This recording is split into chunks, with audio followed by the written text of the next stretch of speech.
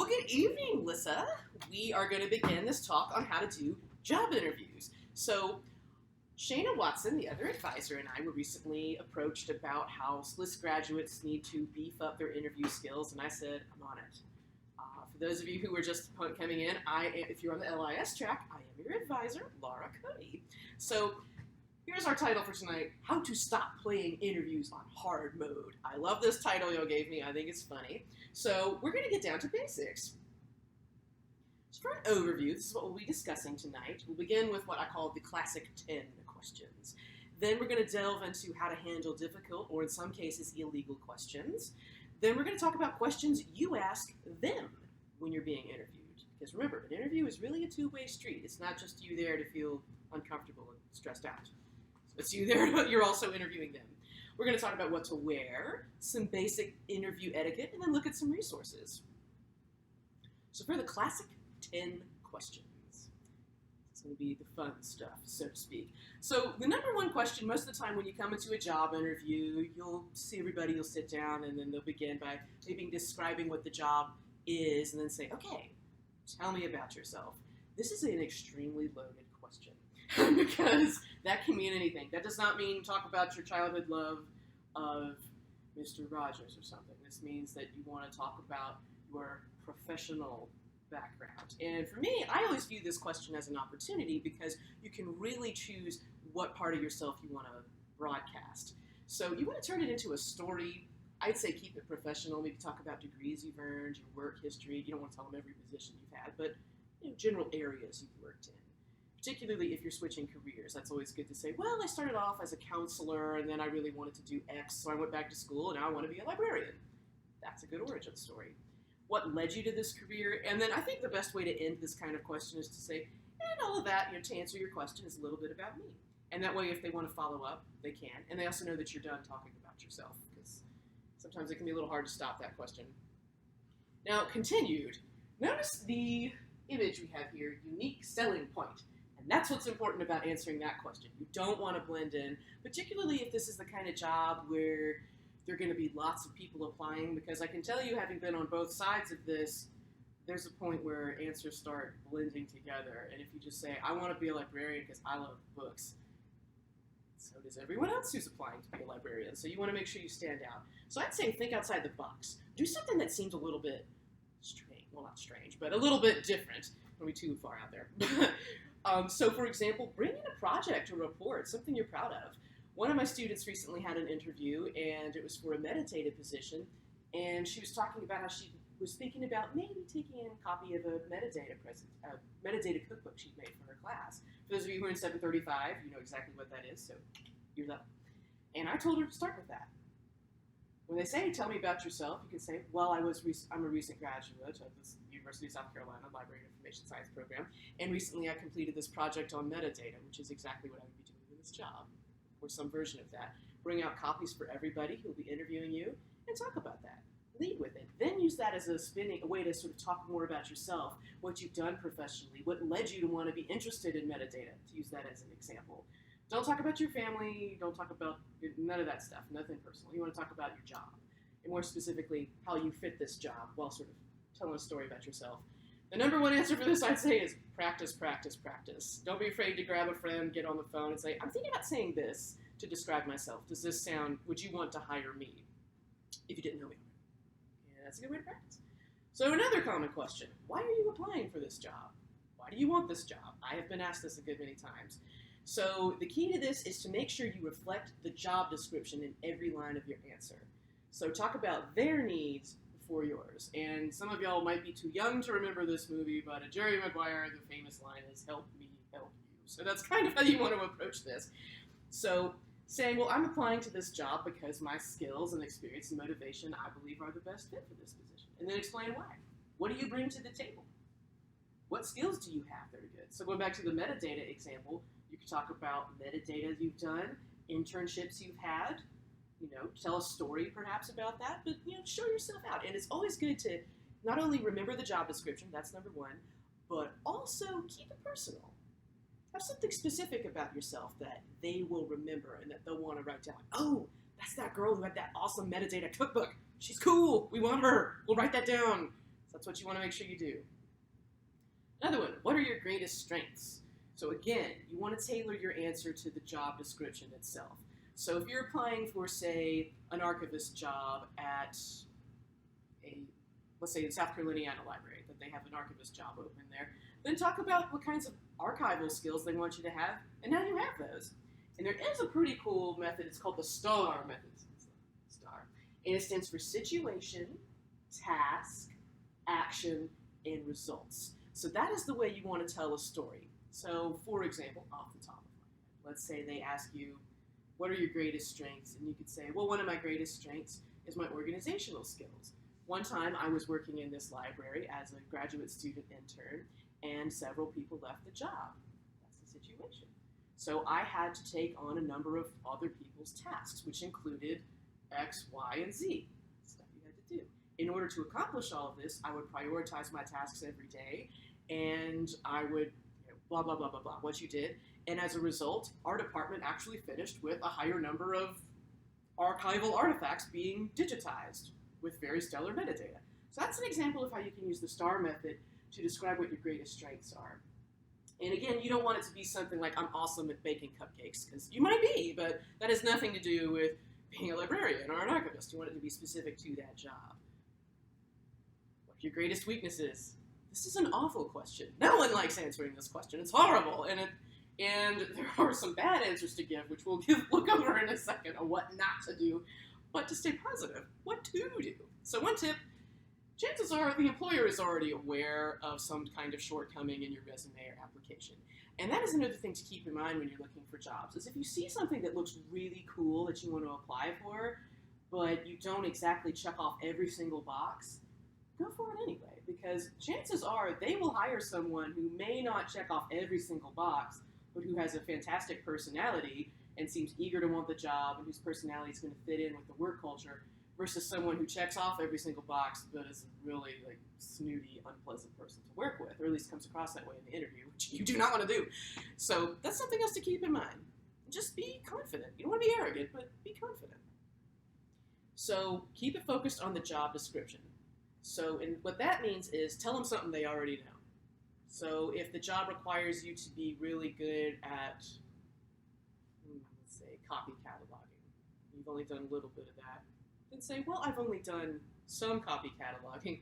However, I know how to learn. I've used that line so many times. And that way you spin it. And then I would say tell a story about a time when you had a job and you didn't know how to do something and you taught yourself how to do it. Because that shows that you're working on your shortcoming and that you know how to overcome the shortcoming. So they're like, okay, well, this applicant doesn't know how to use this computer program, but she was in a situation where she didn't know how to use another computer program, and it turned out fine. Okay, she's all right. And that's really what they're looking for in that answer. They don't want you to say something like, any of these. Never say any of these answers. Oh, I just work too hard. Oh, I care too much. That makes you look like, frankly, the most pompous jackass if you give an answer like that. Oh, I work so hard. I can't stop myself. It's so awesome. Don't do that. Next, I have a horrible temper. That is the last thing you want to tell somebody as your greatest. No, you'll be pretty much tossed in the trash. Resume speaking. I'm a perfectionist. I have to have everything be perfect. Don't do that. Now that has been done to death. It just comes across as very lame and unoriginal. And I mean, what does that even mean? Well, I just get lost in the details. That makes you sound disorganized and not exactly what they want there. I don't have any shortcomings. No, that's the worst thing to say, I think. And then I think sort of another kind of lame answer would be, oh, I'm not good at, name something that has nothing to do with the job description. Now, I will say I think for me personally, one thing that has helped is to look at the job description and maybe see something that I wasn't good at. And frankly, another answer that I've used when I'm sort of like, I can't think of one, I like to say I don't know what that was, but I like to say I'm not good at multitasking because that's actually starting to fall in favor, and I am terrible at multitasking. That's the truth. And so I would say I'm bad at I'm not very good at multitasking. That sounds softer. And then I would talk about a time when I was in a situation where I had to multitask, and I'm trying to work on it. So give an honest answer, but talk about how you're working on it and spin it positively. So remember, however, I know how to learn. It's always a good way to talk about it. So what skills and ideas will you bring to this company? So what they really want to know is, what are we going to get from you? What are you going to give us? Why should we hire you? is really another version of this question. So, STAR method stories. Tell us about some awesome skill you have and how you brought it to another job and how you want to bring it to this one. And you want to keep it focused on the job description and past experiences. So if the job calls for you to be really good at original cataloging in a foreign language, you talk about how, well, I did that at the Holland Special Collections Library at UofSC, and I'm awesome. Well, we got that awesome part. That should be self-evident when you're talking about it, but that should be, implicit. So you want to keep it focused on the job description, past stories, and I think really the name of the game when you're doing a job interview is good storytelling. And also looking comfortable. Like, you can feel terrified on the inside, but just don't show it, So you don't want to come in like armpits sweating and like jabbing yourself with a hanky. You don't want to be like that. You want to make sure that you look cool and calm. We'll talk about that in a minute. I have some skills that work for me. They might seem kind of hokey, but they work for me. So what's your preferred management style? I've been asked this one a good bit when I was on the job hunt, and they really want to know, will we get along? And I think, in a way, they're kind of looking at, it's another version of the weakness question. At least that's my interpretation. So, talk about how the boss you always wanted. What do you like? So, you don't want it to sound too negative, like, well, I like people who stay out of my business and let me just do my job. Like, that's not going to be a very smart thing to say. Even though you might really feel that way, you could say something like, well, I like working in a more collaborative environment where the boss respects me and that I feel as though I have something I can bring to the table and that she or he can assist me with bringing it to the table. So something like that sounds better. And it's more or less substantively, that's the same thing I said before, you just sound less like demanding and arrogant, which is not at all you want to come across. And so talk about some past experiences you've had with resolving a conflict or managing something, goal setting. So talk about, one thing I've done with this question is I talked about a fantastic experience I had with a past boss who was one of my references. So that's another thing you can do if you get asked this question. So always ask, and that's another thing, I should have put this in here. When you're hunting for jobs, you always want to ask permission of the people you use as your reference first. And I'm going to go out there and go ahead and say it as students, you can use me as a reference. I'm totally happy with doing that for you. So just putting that out there, especially those of you I know personally, you can use my name, just tell me ahead of time. Because what might happen is if you are a finalist for a job, and start calling your references, and they're like, so Laura, we have this amazing candidate named Betsy, just to use a fake name. What can you tell us about her? I'm like, whoa, who, what?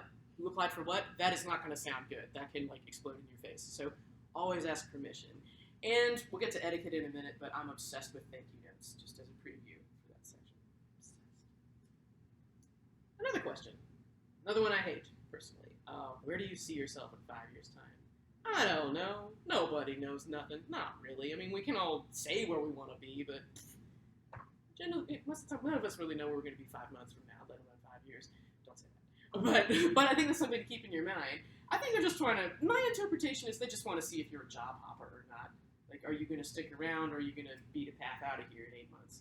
So I think if you don't know where you're going to be in 5 years, just say that. And that's what I've done in that question. It's like, well, if I've learned anything, it's that it's good to have plans, but I also think it's good to embrace unpredictability. That's one answer I've given before. And then talk about what draws you to this job and how you would like to be a part of this position and part of this department or whatever you're applying for. Talk about that, how you hope to work there. But just, you don't know where you're going to be in 5 years, you don't know where you're going to be in 5 years. So I think they're just, again, it's all about honesty and making it sound positive. Another one, how would you approach this job? I've been asked this one. It's really tricky to answer because I think they just want to know your style of working, but they also want to just see, are you going to be kind of a meanie? Do you play nice with others? Are you more like an introvert, sort of hide in the corner? Are you someone who's going to talk a lot? That's more what they want to know, I think. So I would talk about your diplomacy style before talking about your specific plans. So you could say something like, well, I'm a people person, and I like to get along, I love to collaborate, and that's one way I'd like to approach this job. And in the past, I've done X, Y, Z. And then use something that can show your adaptability. Because I guarantee you, especially in the library world, they want you to be adaptable. Especially something like cataloging, archives, where you're going to be using some kind of technology, that's going to change day to day. Public libraries, whoo! Desiree, I'm sure you've got plenty of stories. That job varies hour to hour. So you want to show that you're very adaptable. You're laughing because I know it's true. So number 9. I've been asked this one, and it's awkward, but gotta answer honestly. What did you like in dislike about your last job? And I think it's the second part of that question, dislike, that kind of puts us on pins and needles. I think the key is be honest, but don't ever be accusatory. Like say, well, my last boss was a, no, you don't want to say that. Or my last boss was a tyrant. You do not want to say something like that. But you can say something like, being diplomatic, you can say something like, well, the past work environment was one that did not have as much collaboration as I would have liked. Something like that. So you can put a positive spin on it. And some ideas for inspiration. I made this little list. So what are some things that you either wished were in your old job or that were great at your old job? Meeting interesting people, some opportunities for progress or growth, being able to work independently. Do you wish you had that, or did you have it and love it? The atmosphere, having an atmosphere of trust, integrity, and honesty, being able to have some constant learning. Does it require or reward creativity? Some people have said that, like, well, my past job didn't let me be as creative as I would have liked, which is why I wanted to apply for this one. Answer. Supportive culture. I've actually, I used that answer one time when I was asked about what I liked and disliked about a previous job, and I talked about how, when my dad had cancer and I lost my apartment and I was, it was a lot going on. I just finished grad school, that I was working at a very supportive job and how that made a great difference to me. So that's something to talk about. And then say how you were really looking forward to having that in this position. Face-to-face contact. Like, is that something you dread and like wish you didn't have to have at all? Because some people feel that way. Or is it something you really wish you had in the job? So that's one thing to think. And I think to prepare for this question, it's good to maybe list things like, what do you dream about having a great job? Just ask yourself. So it's being about being honest. And then lastly, how do you deal with stress and failure? And I think it's good to give concrete examples, use the STAR method, stories. And I think what I like to do when I'm asked this question is talk about personal ways I deal with stress and then professional ways of dealing with it. So what I mean by that is saying, well, in my job, I like to make sure I plan ahead, I'm organized, I prioritize tasks, I take short breaks, talk about stuff like that. Then you can say, well, also I like to exercise and I practice meditation or whatever. And then you could say, I put extracurricular, for lack of a better word. So actually, when I was interviewing for this position, I was asked that question, and I talked about how I use my planner extensively. I make to-do lists, and I prioritize my tasks. And I said that I also like to exercise, and then I play violin, which allows me to relax. So that's brag, but I think it was a pretty good answer. Everybody was nodding when I said that, and hey, I'm here. So that's one thing to think about. How do you handle stress, especially if you're going to be in, like I said, a job with a constantly changing work environment? What they're really trying to see in you is, are you going to be able to handle the pressure?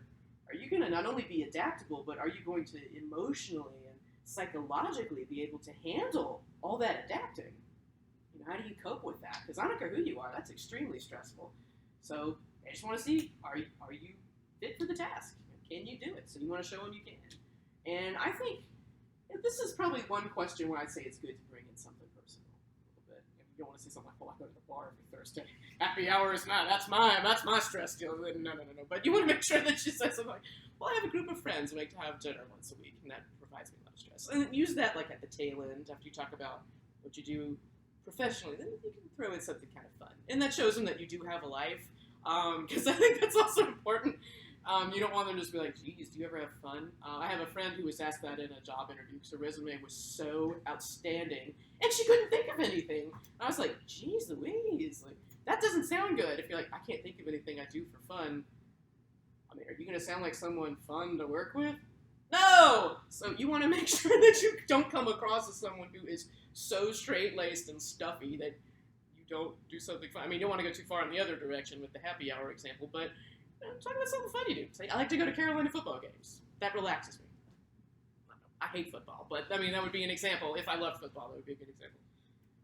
So next, how to handle difficult or illegal questions. And again, as someone with a disability, I have unfortunately been asked stuff like this, and I didn't really know what to do until much later, and I hate that. So I want to make sure that for those of you who are watching this, that you do know how to handle questions like that, because there are, like I said, interview, it's kind of like going on a date.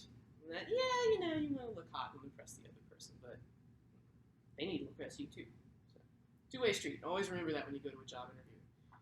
What they cannot, under any circumstances, ask you about any of the following: about your race, color, national origin, They cannot ask you anything religion related. They can't ask you anything about your sex or gender identity or sexual orientation. Nothing sexual or gender. No. They cannot ask you anything about pregnancy status, or I should have marital status. They cannot ask you that, or about your children. They cannot ask you anything about a disability. They cannot ask you anything about your age or genetic information, and they cannot ask you about citizenship. None of that stuff. All of that is illegal and protected by federal law. So if someone does ask you about that, they in hot water because they have broken the law.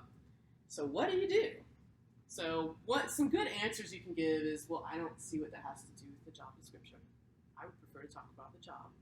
You don't want to say something like, aha, you broke the law, watch your back. I mean, you don't want to sound like that, especially if you're on the job line. That's not a good way to handle it. But just say, no, I prefer to report that. And honestly, report them. I was asked some illegal questions in a couple of interviews, and I wish I had reported those people, but I think I had been on the job market for so long, I was just afraid of coming across as being too aggressive. And it's a balancing act, and I'm sure some of you have probably been in situations where you've been asked something really wrong. But honestly, I don't have a lot of shame anymore, so if this does happen to you, you know who to call, and I will point you to the Title IX office or wherever you need to go to report that person, because he or she should not be doing that. But I think sticking to answers like this, well, I don't see what that has to do with the job description. For an example, I won't say what this position was or where this was, but this was a position that would have required some traveling. And as someone who cannot drive due to a disability, I called first and asked about that before I applied, and the person said, oh, please go ahead and apply anyway. And I was like, okay, cool. So I applied, and I got a phone interview first. Phone interviews stink. Talk about that in a minute. I hate those so much. Talk about strategy, though. But when I was on the phone with this person who's interviewing me, I'll just say they, I won't reveal the person's gender, they started asking me, well, Laura, how do you feel about traveling?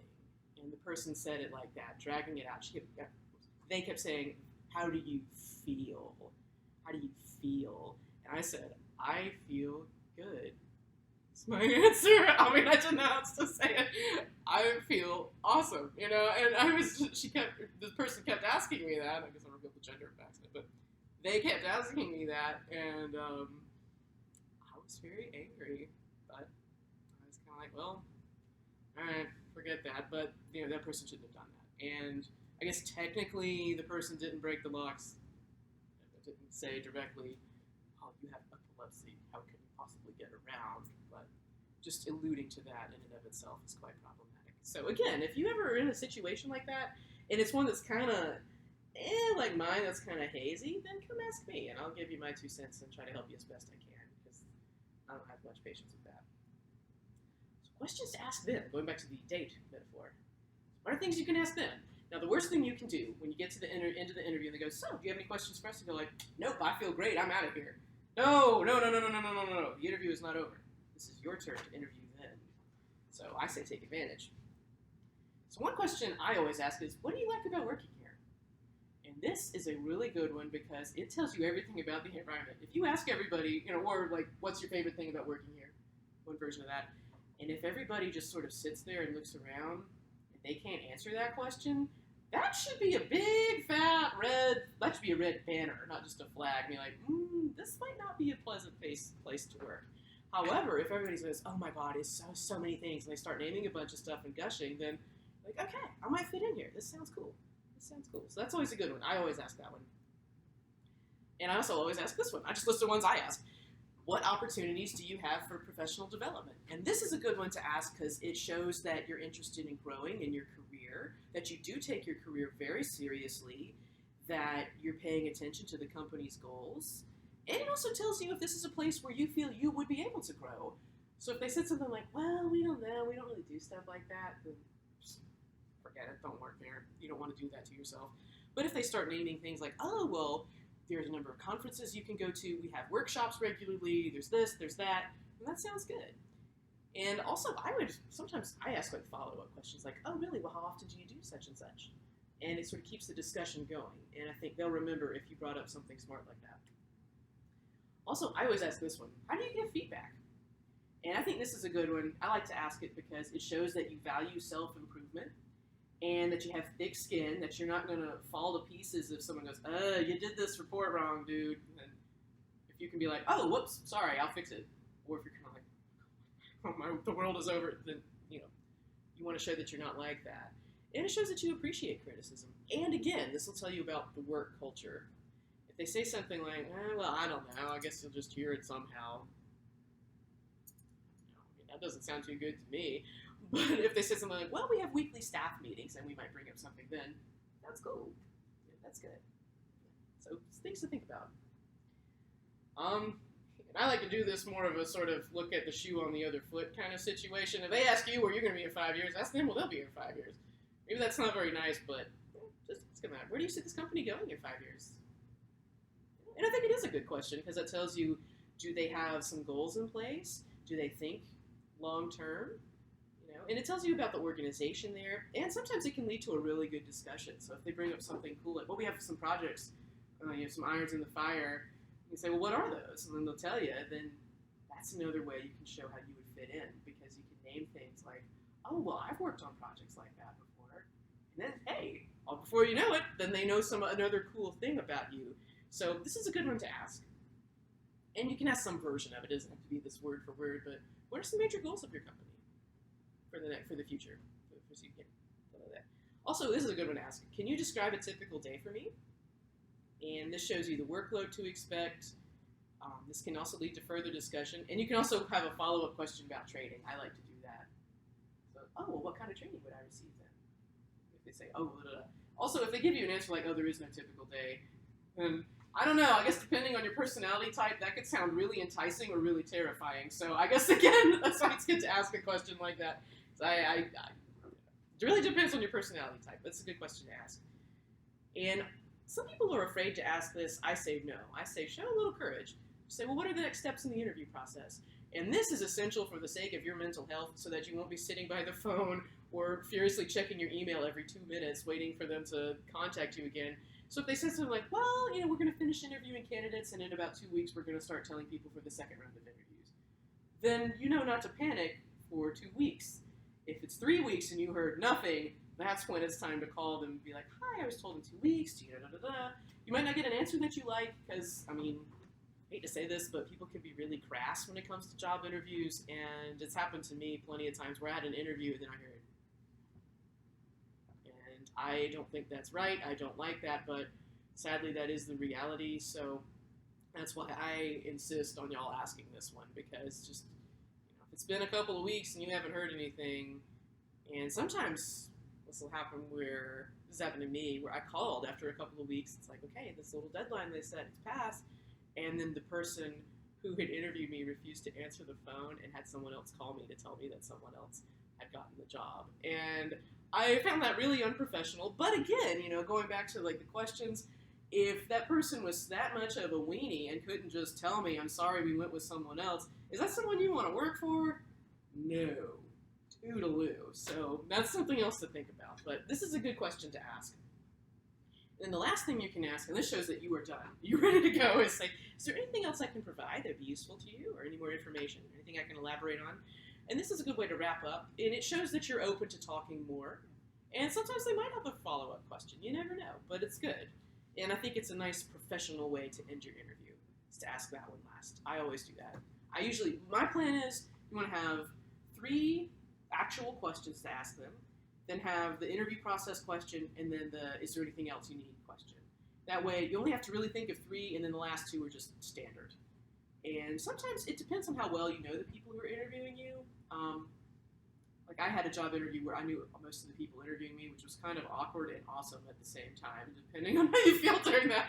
But that enabled me to ask more specific questions. However, if you're going in, you don't know anybody, stick to like standard things like, what are your opportunities for professional development? That's a good one. And usually when I've asked that one, people go, oh, that's an awesome question. So make sure you do that. What to wear? Now, I just point this out because sometimes people are kind of clueless. So just nipping this in the bud. You want to look professional. So business suits, I think ladies, either a skirt or pants, depends. I usually wear a skirt and a jacket. And I'd say think about what you would normally wear to work and then take it up a few notches. And one good rule of thumb is you can You can be underdressed, but you can never be too dressed up for a job interview. So high heels, only jewelry I wear might be like pearls or pearl earrings. Just very conservative stuff I never wear actually day to day at my job. But you want to look professional. And my dad always had this sort of a joke. I remember when I was in college, I was trying to plan something to wear for a job interview. My dad showed us, they just want to see that you're not a drug addict. So that's a good sort of philosophy to have. So just, you don't want to look like a bum. You don't want to walk in and be like, who is this person? They don't look, we don't want that. So professional. To tie or not to tie. It's kind of like with women wearing pearls. Fellas, I'd say wear a tie. Just do it. It looks nice. Might not be the funnest thing to wear, but when you're done, you get to take it off. So it's like for women, I just wear pantyhose. I'm like, my legs can breathe now. I've done my job interview. So there's that celebratory moment. Don't dress like this. I mean, I don't think anybody's going to be that silly, but just putting that out there. Don't wear blue jeans. Don't wear flip-flops. Don't wear a t-shirt, especially something goofy like sarcasm is my weapon of choice or something. Like, don't wear that to a job interview. Don't wear sneakers. Don't wear shorts. So just don't dress like an undergrad would be my advice. Look like a professional. So some basic etiquette. When you come in, you want to arrive early. I'd say at least 20 minutes. I usually like to get there half an hour early. Shake each person's hand, get all their names, and and this is for an in-person interview. I should have talked about phone interviews, but I'll do that now. Phone interviews are not fun. They can be, but I know for me personally, I like the in-person interview because you can gauge body language. You can tell from looks on someone's face. When you're on the phone, that whole element is removed, and so it can be very hard to gauge your answers. And there is some advice on the internet that says, when you have a phone interview, you should dress up even though like you would in a regular interview. Don't do that. I tried that, and it would just psych myself out so much because I'd be sitting there in this nice suit talking on the phone, and I can't see what the people look like. It was awful. So next time I did a phone interview, I was in pajamas. I wore sweatpants, like my favorite 20-year-old Billy Joel t-shirt. No, I was lying on my couch and I got the job. So that's something to think about. That's because it's all about headspace. It's kind of like sports in that, yes, you need to have the talent. You've got to practice, all of that good stuff. But if you're all psyched out before a game, you're not going to win. And it's kind of like that with a job interview in that you can prepare and prepare and prepare. But if you're just keyed up, then all that's just going to go out the window. So I say for a phone interview, take the day off. If you have a job, take the day off at work, wear those jammies, eat some candy before you get on there, just get very chill, and then you will ace it. So, yeah. That would be my advice. Don't listen to the internet on that one. Also, but for an in-person one, not only do you want to shake each person's hands, and I'm not talking about some wimpy little, I'm talking like good American handshake. How do you do it? Don't crush their hand. How you doing? I'm Laura. Does anyone remember that? I hate movie handshakes, but I think it's because I'm American. Yeah, funny story, when I was in London for my MLIS, I was severely jet-lagged, and I had just gotten there, and I was starving because I hadn't eaten anything in about 2 days, and so we got to our dorm where we were staying, and the moment nice man was at the desk, and I walked up to him and said, I've been awake, I said, I'm so hungry, do you know where there's a Burger King or something? And he goes, oh, absolutely, and he goes, do you watch 24? And I said, used to, and he goes, oh, it's a brilliant show, last season was amazing. And so he was so nice, he drew this little map for me where to walk to the station to go get a cheeseburger, and I was so touched, and I went, dude, you're cool. And I went like that, and he stared at me like I had leprosy. I mean, so that's another thing to think about is cultural differences, and he just grabbed my hand like he was afraid he was going to catch a disease. And the rest of the time he saw me, he wouldn't even talk to me. I was like, good Lord. So that's what I mean by an American handshake over here. This is very, very serious. We take handshakes. That's a judge of character, but I guess in the UK they don't do that. If there are any Brits watching, I apologize. But yeah, so I sort of felt bad, but yeah. I also got very excited when Roger Federer beat Andy Murray at Wimbledon, and I forgot where I was and cheered way too loud. And if looks could kill, I wouldn't be standing here. Let's just say that. So, know your audience. Anyway, that has nothing to do with the job interview. So yeah, bring copies of your resume, shake each person's hand, get there early, and honestly, if you're bringing something cool, like a report or a cool project you did, have copies of that. And maybe spend a little extra money. Print them out in color, if you can. Then after the interview, again, shake each person's hand one at a time. Make sure you get each person's name. Ask for their business cards if you want to. And then this is so important. Send thank you notes.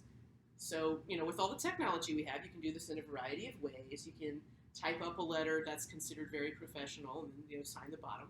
You can do, what I like to do, I'm kind of obsessed, is to just get yourself down to Walgreens or CVS, get some actual thank you cards, and sit down and write a handwritten note. And I say that because no one does that now.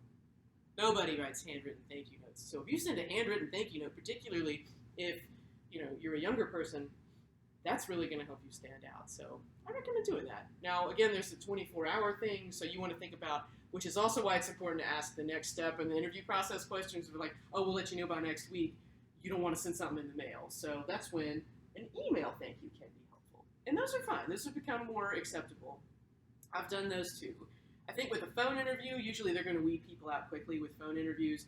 I would do an email, and then if you get you're a finalist to get the in-person interview, then I would do either the typed or the handwritten letter after that.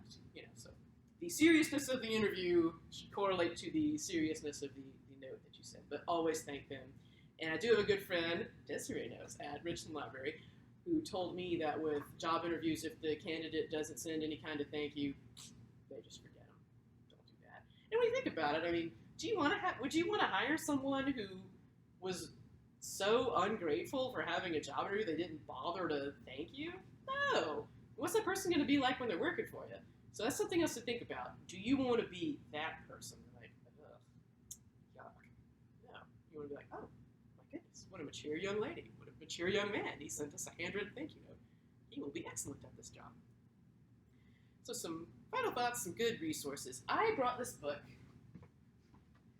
I was getting desperate when I was job hunting, so I bought this bad boy. This was the best $17 I spent. It's called 101 Job Interview Questions You'll Never Fear Again. And I did use some of this here. He talks about Classic 15. I left out some of the questions because they're ones I've never been asked personally, but that doesn't mean you won't be.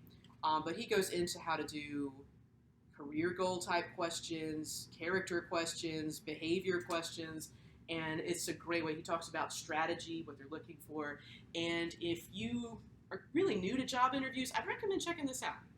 It's probably at the library, which, hey, we're all librarians, so check it out there. Or you can just be like me and buy it, and I wrote all over mine.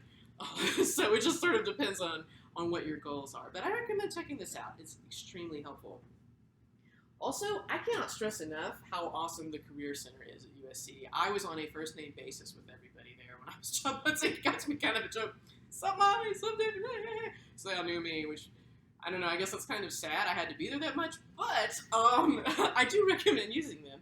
And one thing you can do, and just for further notice, you can use their services for free up to 1 year after you graduate. So if you start using them now, let's say that you're graduating in December, and you don't have it, like, nobody's going to get a job in a month and a half. That just doesn't happen. But if you still need to use them, you can use them up until December 2020. So something to think about. But they will help you write a resume. They can help you search for jobs. They can help you write a cover letter. You can set up an appointment with someone who will review all this for you. And one thing I do recommend everybody who is able to take advantage of is they do mock interviews. And one thing that's really great is if you have a job interview coming up, you send them the description and you have a mock interview, then it's like you've already interviewed for the job, and they can give you tons of feedback you get to take home, and it's free. So I recommend taking advantage of that. I did it twice, and it helped me so much. And one thing I learned when I was doing it was that one anecdote I had used was actually really bad. She explained to me why I shouldn't be using that one. I was like, oh, whew, good. I will erase that from my repertoire. Also, for all of you, we have a career services manager for the whole College of Informations and Communications, and it's Shrisha Budinuri. She is terrific, and her email address is included here, and you can always email her, and this goes for distance students as well, but you can email her and she can help you find an internship, a job, help look at your resume. I mean, that is her job, is to help you look for jobs. So there are some good resources, and I should have put myself in there. Honestly, you can always ask me, and if it's not too busy, I will certainly try to help you. As your advisor, that's kind of my job. So, any questions? There was a lot of information at one time.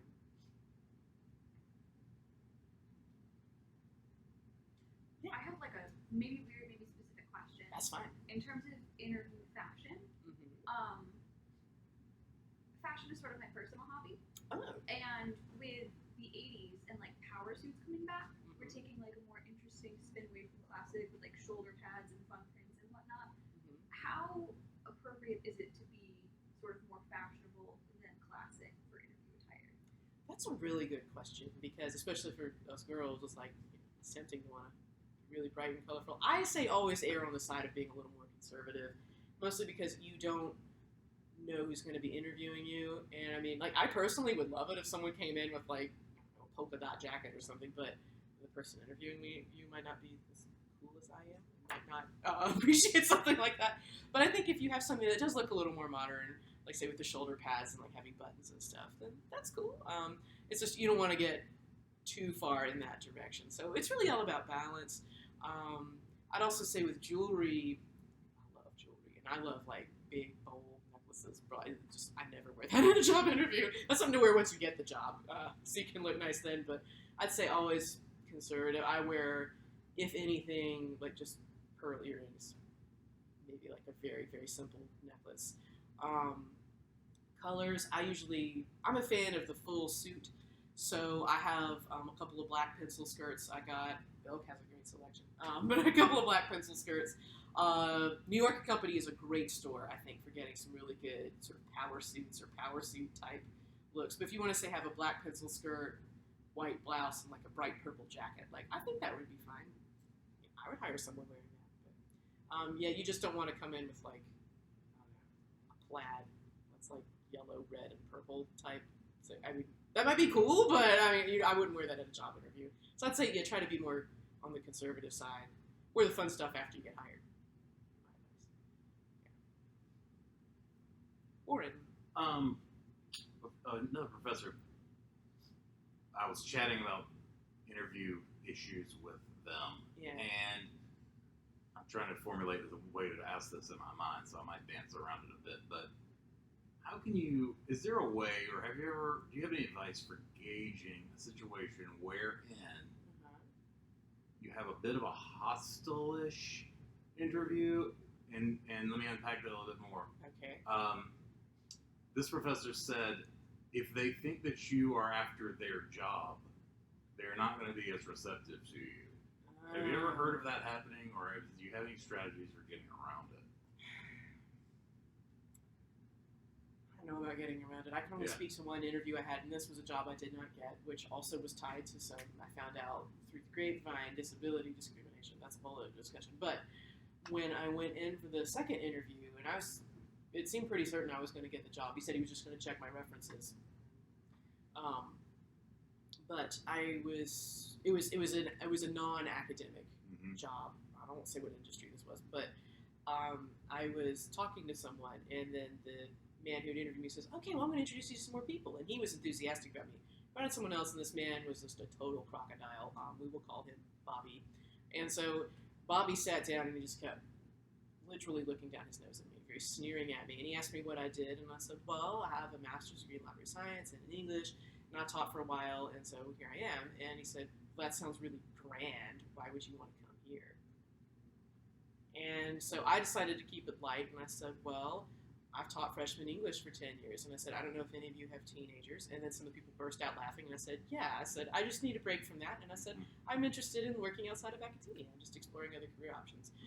But that man looked like he wanted to just eat me alive, and I didn't get the job, and in retrospect, I'm glad that didn't work out, because honestly, if you have someone who is that hostile towards you, just in an interview, they don't even know you yet, probably even haven't, if like in my case, Bobby had not even seen my resume, but he was already acting really jealous, and I don't think that's a really healthy work environment that you want to be in anyway. And again, going back to the dating metaphor, it's like if you go off with someone who's kind of says insulting things to you, and then the person dumps you, like, is that really a loss? Not for you, it's a loss for the bozo, because the bozo is the one who messed up, not you. And so that's how I feel about job interviews. So if you're in a hostile situation, I'd say, thank you, and then just get out of there. That would be my advice. That's how I feel about it. But but I think what your professor might have also been pointing out was if you don't want to come in there and act like, if the person says, where do you want to be in 5 years? That question, you say, I want to be doing your job. Right. Like, that's something you don't want to do. And I think that would be different from the scenario I described. That would be more like that person reacting like, who is this clown thinking that, she's going to have my job in 5 years? No way. I'm not hiring this person. So that's why the 5-year question, I always like to go with, I don't know, because do any of us really know? So, I would avoid giving answers that could come across as too aggressive, and giving answers that could, even if it's not your intent, but could possibly be interpreted as you wanting to usurp that person's authority or take that person's job. So that's why practice is good, and that's why go to the Career Center, and they will tell you, I don't want to say that. so that would be my advice. Yeah, that's a good question there. Yes. Is it common to get sort of a tour of the offices after the interview, or if the interview goes really well, should you ask for a tour? Don't ask. I wouldn't do that. That's going to seem, going back to the aggressive thing, you don't want to do that. I have had a tour of the office twice. Once I got the job, the other was with Bobby, the crocodile. I say don't expect it. It's not very usual. If you do get asked for that, that should be a really good sign, which also means I would whip out the handwritten thank you notes if they do that. And that would be something to talk about in the thank you note. You don't just be like, it was awesome interviewing. Thank you. Please call me. You want to be like, I loved having the tour of the office, and it made me feel even more excited about the opportunity to work here. Something I say. And also when you're leaving, if they do give you a tour, shake the person's hand again and just say, I really appreciated you introducing me to everybody. That really means a lot to me. It makes me more excited. I really want to work here. I look forward to hearing from you soon. Yeah, so that's what I would do. Don't push it. Go back to dating. It's like, don't grab your date's hand on the first date because it's too aggressive. I keep talking about dating. Sorry, it sounds weird. Doesn't really. So I have like 3 questions. Yeah, go ahead. Shoot. So say if you do find yourself in an interview and they are asking you questions that is hitting those protected classes, how do you report it? Yeah, I think it's going to depend on where you're interviewing. Like if it's with the university, we do have a built-in system for making Title IX complaints, and you can come to me and I'll help you. I'll put you in touch with someone. If it's at a state agency, again, you're going to want to look for someone who within that position, but within that agency, could potentially be in charge of that. Honestly, if you're in that kind of situation, let me know, and you and I can sit down and look at the website together, or you can just call me, we do it over the phone, and try to find someone to report that person to, because that's not right. I should not ask you that. The second question is, and when I did my interview for Richland Library, I actually wrote a thank you letter to both the manager and the assistant manager in the interview. Is that right, or is it just one blank? No. Blanket. What you did was right. Okay. That's why you got the job. You did it right. Always felt like weird. I'm like, because if it's like a group of people in there, it's like, how do you? Yeah, I would get all of their names, and I mean, I had a really awkward interview once. Oh my god, this was with the children's library. Keep that in mind. But I hope this doesn't get shown to some. Anyway, but it was the most uncomfortable interview I've ever had in my life because they took me into this conference room, long, skinny conference table. There was like 5 people on one side, and I had to sit on the other side. And it just, I think icebergs are warm and fuzzy just compared to so I'm kind of glad. I feel bad for those little children, but what I do? But they were like, can you tell us about a time such and such happened? And it made me so uncomfortable. Then we had to switch places, and because the computer was on the intimidating side, and the person, this is an example of an irritating question to get asked in a job interview, and also to just think outside the box. But the person said, all right, because it was scenarios and like measuring. And this is for a library job, which I did not get, but again, like they're that frosty, like okay, you're fine. Hire whoever else. But they said, all right, this is one scenario, and let's imagine that a mother I'm a mother, and I've come in and I said I need help because my child is writing a paper about whales, And so I said, okay, and I got on the catalog and said, what kind of whale is your child writing a paper on? And I have never seen such a self-satisfied grin on the person's face. And she goes, I meant the country. And I was like, oh, come on. So they were trying to see if I would ask, do you mean whales the country or whales the animal? So I didn't get that job. I was so annoyed, but I guess that's an example of an uncomfortable situation, and as someone who can be kind of a smartass, I really had to reach deep within myself not to say something in response. Like, oh, I'm so sorry. Wales, the country. Let's look that up. What grade is your child in? And whatever. That didn't really answer your question, I guess. But this is just to show you that, you can get a job despite having lots of really unpleasant job interview situations. That's not something to report. It's more something to whatever, get the job. What was the second question you asked me? It was about projection and the thank you notes. Yeah, I only wrote one thank you note, but I think it's because I kind of didn't want that job after feeling like I'd been through the ringer. Like I was sweating in the bathroom after oh god, jeez. So I did buy a card. But I would say the most professional thing is go to Walgreens and get one that very, very sort of bland looking, that has the straight lines around it, just says thank you in the front. You don't want to, even though it would be kind of cool, you don't want to get one that's hot pink with purple polka dots. I love getting thank you notes like that in the mail if I've done something nice, but I wouldn't do that in response to a job interview. That being said, you do want to send one to all the people who interview you. And that's why it's totally okay if after you shake all their hands you can say, well, may I have your business card? And that way you've got their address and you can send it to them. And I would also, what you don't want to do is let's say you type it, you don't want to cut and paste the exact same letter to everybody. You want to vary it a little bit. And so maybe as soon as you leave, just go in the bathroom and just before you forget, and maybe jot down a question each person had asked you, maybe even on the back of the business card. And that way that can be something you can reference in your letter. I really appreciated your question about my performance on such and such. I look forward to talking about this with you more. That'll show that you paid attention, you know who they are, and that you're eager for stuff like that. And I think a good way to go into a job interview is don't think of it as an interview. You want to think of it as just a conversation. Right? Oh, this is the strategy I was going to bring later. For me, before I have a job interview, I like to have, I revealed this to a lot of people, but I like having diva music. And so for me, that means putting on some headphones and boogieing down for a minute to Poker Face or something by Lady Gaga. Find your diva, or if you're a guy, I don't know, find your Freddie Mercury, your person you can jam out to, and that'll put you in a really good headspace. So even if you're not exactly qualified, if you just sort of walk in I am Beyonce, I own this, I've got this, then it's gonna show, and they're gonna want someone who's confident, not arrogant, but confident. So we sit there, got good posture, talking, you seem animated, you seem excited to be there, you got I like Poker Face, but if you got sort of Poker Face playing in the background inside your head, you'll soar. So think about something like that. And what makes you feel good? And I guess going back to the clothes, that's another thing, is clothes are so important. If you're wearing the, really, for girls, let's say, a really pointy shoe where it feels like your toes are going to fall off if you don't take them off soon from having no circulation, and you're sitting and no, you don't want to be uncomfortable. You want to look professional, but you want to be in something that makes you feel good. It makes you feel good about yourself.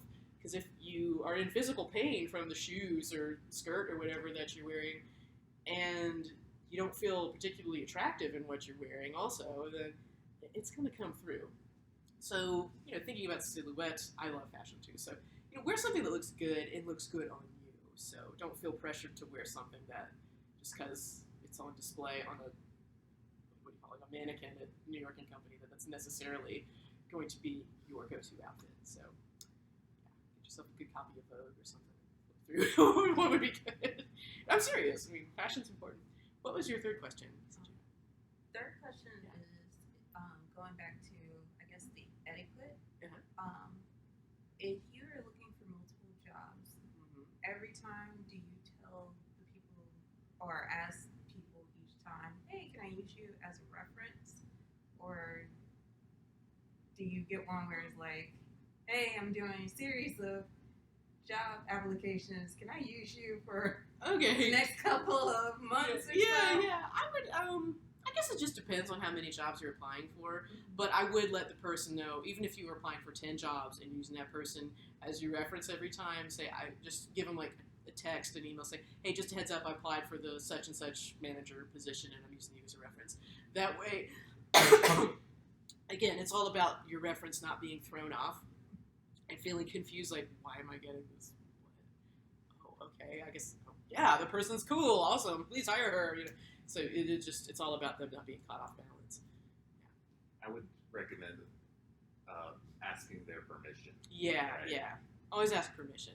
And I'd say like 10 First. times out of 10, they're going to say yes. It would be really weird. I don't think I've ever had a situation like, no, don't you dare use me as a reference. I mean, and then that's when it's time to panic. Like, oh my, you know, whose feathers have I rumpled? If they don't want me to, they don't want to be my reference. Whew, you got a whole other problem if that person says absolutely not. So, but it's polite. Again, good etiquette. Just Or if they ask. smile like the Grinch, like, yeah, Yeah. that's a little weird. Yeah. Reference. I mean, that's probably not a good sign either. Again, I've never had that happen.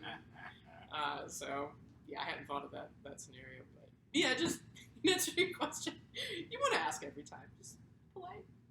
Like I said. And if anybody uses me as a reference, please tell me that. So, if I get a phone call, I'm not caught off guard. Because, seriously, my phone rings like every 10 minutes. So, yeah. I will not be, like, necessarily, like, waiting there. With the reference, I'm going to get called for that. Just tell me. So I'm prepared. Any other questions? These are all good, by the way.